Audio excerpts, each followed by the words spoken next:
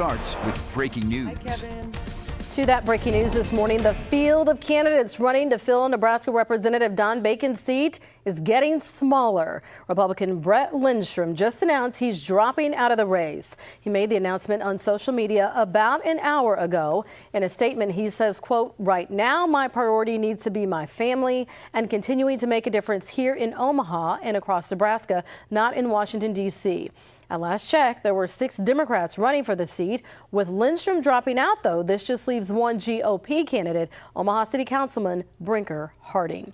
Now, Harding, in response to the news, saying, quote, "I want to thank Brett Lindstrom for his years of public service and for running a clean and positive campaign. Brett brought thoughtfulness and integrity to this race, and our party is better for it. I wish Brett and his family all the best and look forward to working with him to elect Republicans up and down the ballot. As a unified Republican team, we are now in the strongest possible position to win in EO2 and retain the House." Also breaking this morning, one person's in the hospital after a crash. It happened in Cass County, Iowa. It happened just before 10:30 last night. A moped was hit by a Chevy Malibu going southbound on Highway 71. The driver of the moped was the one hospitalized. The crash is under investigation. We'll be sure to keep you updated as soon as we learn more information. Well, good morning, everybody. Thank you so much for joining us in our first Alert 6 streaming on this last Friday of January. And I tell you, Mother Nature is going out with a bang because it is beyond cold right now. I got some sub-zero wind chills. It's not pleasant out there. It's not going to warm up a ton either. So a first alert to just being outside and being cold no matter when you go outside, even when the sun tries to make its way out later. So let's talk about what we have happening right now, because we do have a little bit of sunlight sneaking through. But notice how we're just on the southwest edge of this cold here. 14 below in Fargo, 16 below in International Falls. Cold air diving to the southeast through the area. And we're just kind of getting grazed by it here for a day or two. 9 with a feels like temperature of 8 below as you step out. It's coldest it's been so far this morning. 7 in Missouri Valley and Council Bluffs, and it all hinges just on catching that roughly 10-mile-per-hour wind that we're all dealing with. A little clearing, though, has allowed the number to dip down more on the Iowa side. We're down near 0 in several spots in west central Iowa. So you're waking up to the coldest part of the morning, with wind chills anywhere from 10 to 15 below from Tekamah east and southeast into Iowa. Otherwise, the rest of us about where we're going to be the majority of the day. Single digits above and below 0. That's pretty much what you can expect. So this is for the metro area. Right near 0 or just below into the evening hours. It's going to be frigid, but not dangerously cold like we had earlier on this month when we were talking 20, 30, 40 below with our wind chills. So a little better there. Winds out of the north today could gust to 25 miles per hour. That does not help warming at all, but I think we'll be able to rebound a little bit into the afternoon as these clouds press south. There's some snow moving through central parts of Nebraska. Closest we have in our area is still west of Lincoln towards Seward and York. There's been a little bit falling on some DOT cams in that direction. So far not causing any huge problems, but you will encounter some of that if you're waking up early this morning and you are heading west. Here's how the clouds are dropping south and through. 9 o'clock to noon. Again, I don't even think it will be quite this cloudy by lunch, but any clouds that are out there will gradually decrease over the course of the day. So more and more sunshine as we march through your Friday up into the mid-teens for a high, and then 5 to 6 to 7 o'clock will gradually start to cool down. By 7, we're going to be falling into the single digits, and then overnight tonight, notice how we fall off through the single digits into the single digits below 0 to start off tomorrow morning. That's clear skies, light winds. That's where we're starting off, and that's how we're warming up from there. Only up to 22 for the high on Saturday as the clouds start to increase, and then 44 on Sunday. So we got a little snow to watch for actually Saturday night, but I think most of Saturday is likely going to be pretty quiet as the clouds increase. We're just kind of waiting around for things to happen. Okay, I heard you say little snow. How much exactly can we expect? Well, I think, what did we get? A couple tenths of an inch Thursday morning. Not a huge deal. Maybe just a little bit more than that, but I think timing-wise, it's probably not going to have a huge impact. The earliest we'd have any is 7 p.m. Saturday, and then the odds go up once we get closer to midnight, 1, 2 a.m. So this 1 inch or less total snow probably mostly falls around the midnight hour and after, with more to the northwest, maybe some 1 to 2 inch totals there. So a lot of this is going to fall in the middle of the night.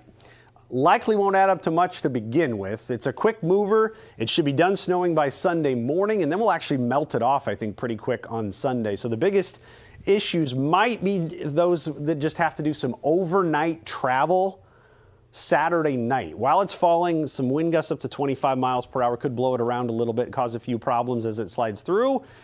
Then heading into very early on Sunday, it's a matter of just cleaning it up a little bit, maybe some slick spots as you get up and head to church in the morning on Sunday. But notice how quickly we rebound. I think we can surge well above freezing and do a good amount of melting on Sunday. 38 Monday, 39 on Tuesday, small chance there, but a lot of 30s and 40s heading into early February. So I've said it for a while. I think February is our month with the most snow. There hasn't been a ton December and January. So we'll see what transpires. Does the most snow mean 5 to 10 additional inches or 10 to 20 additional inches? We'll see how it goes. Okay. I like the way February's starting off, though. Not too shabby so far. All right, I like the way our commute is starting off. No big house, just a few slowdowns. Yeah, we've been looking at a pretty smooth start to our Friday morning commute, a lot better than what we had at this point yesterday when we were dealing with some of that snow that came through in the morning hours. So let's check in on where things stand at this moment. And I'm going to start us off on the interstate just because that's where a lot of people are driving, and we've had some pretty heavy traffic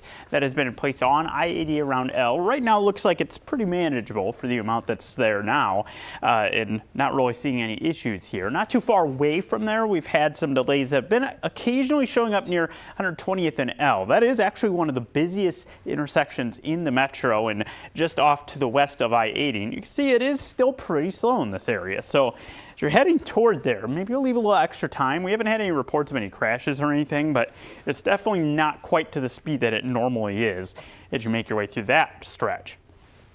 Further south and east, we go to Highway 370. As you get just to the west of the JFK, this is another spot where we've off and on had some slow travel. It's not all that slow at this point. It's better than it was last time we checked in during First Alert 6 this morning, but we are looking at not to the speed it normally would be either. So just be expecting things to be a little slower than normal. That big orange spot you see there, that's 72nd and L, that construction zone. So that's the reason why that's so slow. Most of the metro, though, is actually doing pretty well at this point. And we aren't really seeing too much in the way of delays, just a little bit minor delays in places like 52nd and Dodge, where we have the water main break repairs that are happening, and many of our other roads just kind of starting to pick up the amount of traffic on the road. So not many issues that we're seeing. We'll continue to track it, and we start have any bigger issues, of course, we'll first alert you to them. All right, sure appreciate it, Jarrett. Thank you. To your news now. Check this out. Caught on camera, some scary moments in Fremont after a student protester was hit by an SUV there. The student was part of an anti-ICE walkout demonstration at Fremont High School. A video from a News Channel Nebraska reporter shows the red SUV hitting the girl. A school official holds a hand up to try to get the driver to stop, but they drive off. Fremont police confirmed the victim was taken away in an ambulance, and we do not know the extent of her injuries at this hour. So here's another angle showing the moment that girl was hit. We asked the Fremont police chief for updates on the driver. He said he couldn't talk about it yet because it's still an active investigation. Well, Governor Pillen weighing in, reacting to the incident. He says political violence, no matter what, is never okay. Pillen adds there is a lot about this particular situation we still need to learn. He says he trusts local law enforcement will carry out the investigation. Well, happening today, several Omaha businesses plan to close as part of a national strike. It's also in protest of recent ICE activities in Minneapolis, including the deadly shootings of 2 people there. The strike calls for no work, no school, and no shopping. Amelia Rosser owns Shealytown Market Plant Nursery in Little Italy, and she says she hopes taking part in the strike sends a message to ICE officials and lawmakers. At least 10 local businesses have confirmed participation in the strike. Stay with us. We'll be right back.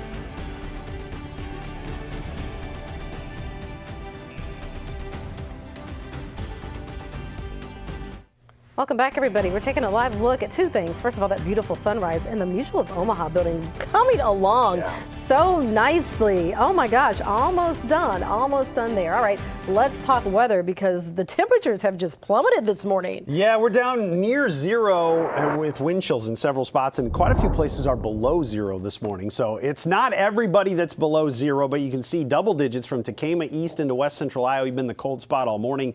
8 below the coldest we've been in Omaha. We'll try to rebound a little bit today, but I think we'll bounce around near zero or below the vast majority of the day. Remember, last time we were really cold. We're down here in this frostbite 10 to 30 minute range. Not nearly as bad out the door this morning, but plenty cold, and the kids will want to bundle up as well as you. With some clouds out there, little sunlight on the horizon, though, as we start off the day. 9 feels like 8 below because of that 15-mile-per-hour wind, so you want to take the heavy coat, warm hat, gloves, you yourself, the kids as well, so you stay warm this morning. These numbers are just not going to move a ton today, even though we will get a little sunshine, but this little system is bringing some colder air in from the north behind it. You can see the snow mostly in central Nebraska, not a huge impact for us.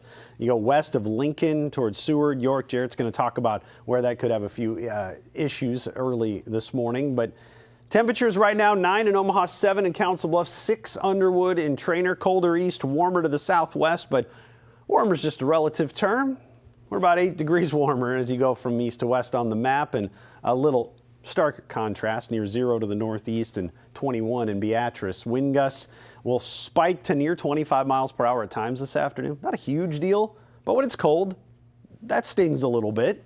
And overnight tonight, much lighter wind, which is great news because the temperature is going to drop off a lot. 16 for the high, and we'll get down to 2 below to start off tomorrow morning. So bank on a cold start to the day tomorrow morning, and then we should be able to rebound a little bit. But your finally Friday forecast gets us to 16 today, 22 tomorrow, 44 on Sunday. Had some light snow potential after 7 o'clock Saturday night, but it should be done snowing by the time you wake up Sunday morning. It's mostly an overnight snow with an inch or less, pretty small one. Not going to impact any big major commutes or anything. It's mostly just for the overnight drivers Saturday night. Maybe you're out very late on a Saturday night. You'd have the best impact or the biggest impacts there. Some higher amounts to the northwest where it starts a little earlier and gets going earlier in the night. So let me show you what this looks like here as it marches through on Saturday night. This is 7 o'clock. This band has a tough time hanging on as it moves to the east, though. Notice by 10, still mostly light snow, mostly on the Nebraska side.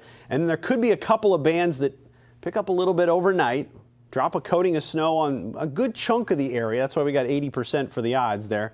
By 7 a.m., you can see most of it's off to the east and out of here. And then it's just a matter of melting it off or scraping it off your sidewalk. And it shouldn't be all that much to move around either. Pretty typical stuff for late January here. 44 on Sunday. We will melt it off very quickly. Models suggest some good rebounding by Sunday afternoon with the clearing. So it's not even going to be snow that sticks around that long. Yeah, I like the look of that. And really, February gets off to a pretty nice start for us, Rusty. I tell you what, we're kind of on this battle line between the cold air east, the warm air west. And so far, things are looking like we'll have a lot of 30s and 40s and stay just on the warmer side of things even into next weekend as well. So you can see that warmer than average winning out into the middle of February. For the western half of the country, colder to the east. And this back and forth just keeps happening right in the middle of the country where things can change a lot day to day, and that's what we'll be dealing with here. So far, it looks like we lean slightly to the warmer side, but we're right there on the storm track, and that can change a lot in a short amount of time. So that's what we'll have to keep an eye on. Could be, again, a busy weather pattern with small little systems, like the one we got this morning that's missing us to the west, then another one here about 48 hours later by tomorrow night. Yeah. All right. Speaking of what he said, storms and snow in the west, if you're traveling maybe to Grand Island for work or some games later today, you got a heads up for us. Yeah, we've got some of that snow that is falling as you're on I-80. Let's look a little further to the west toward the Seward, York area, and you can see with when I overlay the radar onto the traffic maps, that's where we are seeing some decent snow showers that are tracking their way from north to south in that direction. Not affecting the metro, but it's further to the west where you'll run into that, and this is what it's looking like. You can kind of see light snow that's falling. It's not sticking much on the roads, but maybe get just a little bit of the thin coating if you are around the York area, which is where this camera is. So watch for that, and visibility maybe gets affected briefly as you're in that area. So that's something to keep in mind. Maybe you're driving out toward Denver or into that part of western or central Nebraska. That's something you need to keep an eye out for as you're heading out this morning on that trip. Further closer to home, we are seeing things moving mostly pretty well at this point. Some of our bigger delays showing up construction zone 72nd and L. A little bit slow on center as you're getting right around 90th, seeing some delays that are showing up in that stretch. And then picking up traffic on 204th between Gretna and Elkhorn, as well as 144th, trying to head southbound toward I-80, showing some delays. So the signs of things getting a little busier on the roads. No crashes being reported at this point, but several spots that are now starting to get a little bit sluggish. So we'll continue to track that here as the morning goes on, and hopefully things continue to stay fairly smooth, if just a little slow in some spots. All right, we hope so. All right, Jared, thank you. Still ahead this morning, forget your diet plans and get ready for the ultimate foodie showdown. Find out the details when we come back.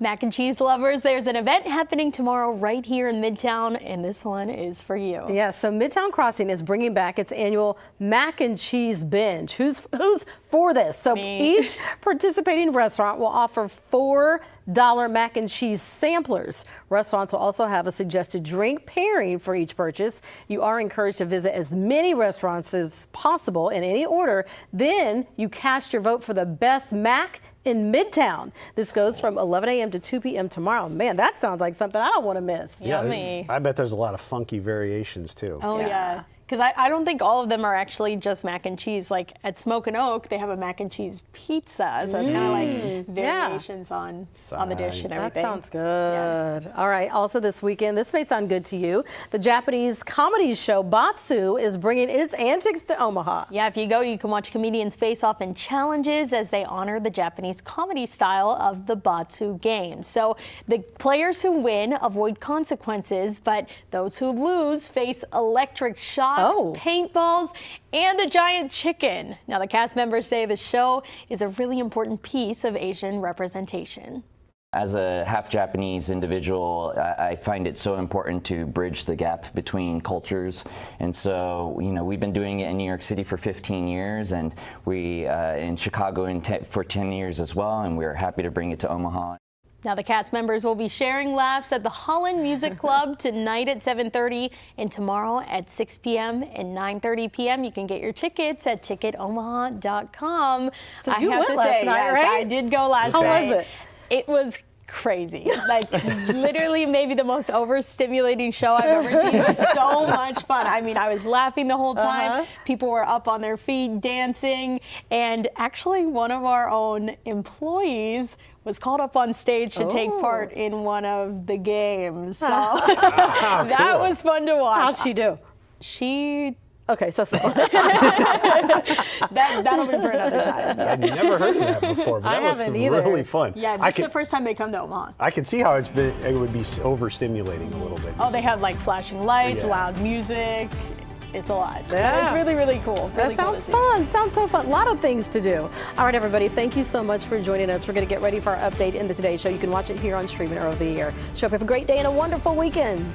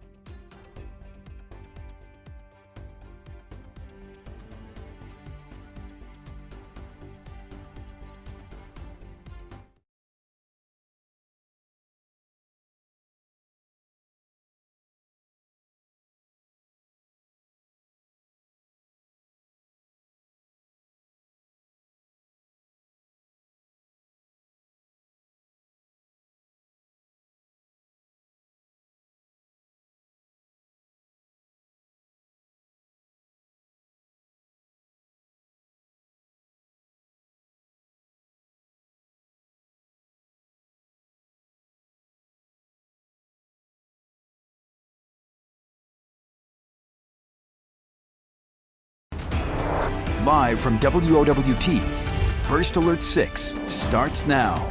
Good Friday morning, everybody. It is 7:26. I'm Cerise Cole. Let's get right to First Alert 6 traffic with Jared Lansford, who's first alerting us to a few slowdowns on the road this morning. Yeah, we're really picking things up on a lot of our roads. Most of them are moving pretty well. This is I-80 as you're making your way right around L Street, but not far from here is one of the more consistent slowdowns we have had this morning at 120th and L, and that's a very busy intersection. So the fact that it's got some delays, you want to take caution with that and leave a little extra time if you're heading that direction. Elsewhere, another spot that's been a little slow is Highway 370 right around 25th Street. That's just to the west of the JFK, where westbound traffic has had some occasional delays. Mostly moving along well. Where you're seeing the biggest delays showing up on the map happen to line up with construction zones. So as always, be prepared for those areas to be a little slower. A lot further to the west, there's a little bit of some snow, Rusty. Yeah, we're talking west of Lincoln here with this, and it's actually dropping to the south. So a little bit of this crossing over I-80. We notice a little bit maybe on the edge of the roads there. It's not accumulating a ton, but be mindful of that. If you got to go west of Lincoln this morning, you might encounter some snow in that direction by the time you get there. You got some single digits and teens. Most of us pretty close to 10 degrees to start off the day today. A little colder to the northeast, though. Notice we're down near zero where you had some clearing here early in the morning. Feels like temperatures are 10 to 15 below there. Otherwise, the rest of us single digits above and below zero when you're talking about the wind chill. And that's where we're going to be most of the day. Mostly zero or colder with the wind chill. And it all hinges on the wind that's going to try to spike to near 25 miles per hour. So 16 today, 22 on Saturday, 44 on Sunday. Watch for some snow potential after 7 o'clock Saturday night. An inch or less, not a big snow, but a little bit of that for the overnight hours. Cerise? Rusty, thank you. To breaking news now. The field of candidates running to fill Nebraska Representative Don Bacon's seat is getting smaller. Republican Brett Lindstrom just announced he is dropping out of the race. This leaves just one GOP candidate, Omaha City Councilman Brinker Harding. It is 7:28. We're back with another update for you in about 25 minutes. We'll see you then.